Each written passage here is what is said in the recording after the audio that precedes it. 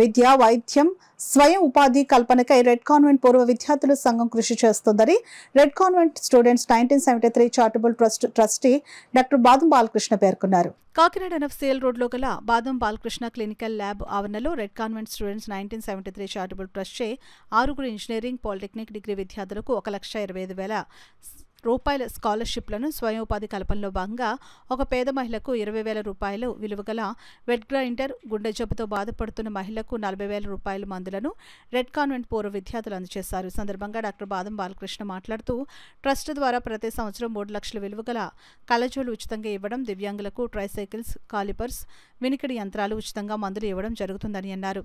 ఈ కార్యక్రమంలో trust secretary Kalyani, ట్రస్టీలు TVV Padmanabham, Reddam Ramanamurthy, Suresh, వివి రామచరణ్, సేమకుర్తి పాపారావు, తాళ్లూరు శ్రీనివాసరావు తదితరులు పాల్గొన్నారు.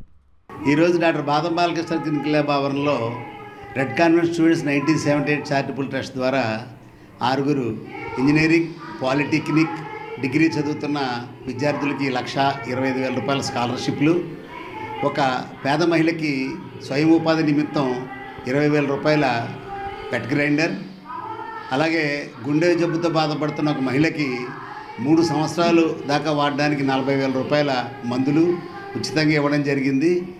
మరి రకరకాల సేవా కార్యక్రమాలతో, వినూత్నమైన సేవా కార్యక్రమాలతో మరి మేము ముందరకెళ్తున్నాం. అలాగే 3 లక్షల రూపాయలు విలువ చేసే కళ్ళద్దాలు ప్రతి సంవత్సరం కూడా సుమారు 1,500 మందికి మేము ఇవ్వడం జరుగుతున్నది. మరి ట్రస్ట్ పెట్టిన ఈ 7 ఏళ్లలో ₹1,00,00,000 పైన విలువైన కార్యక్రమాలు చేయగలిగాం. మరి రకరకాల ట్రస్టులు పెడతారు, అలాగే స్టూడెంట్స్ కలుస్తుంటారు. మాది విభిన్నమైన ట్రస్ట్ ఇది. అంటే స్టూడెంట్స్ మేము కలుస్తుంటాం, ఆనందం పంచుకుంటాం, అలాగే ఆలోచనలు పంచుకుంటాం, సేవా కార్యక్రమం ఎలా చేయాలని చెప్పి నిర్ణయాలు తీసుకుంటాం.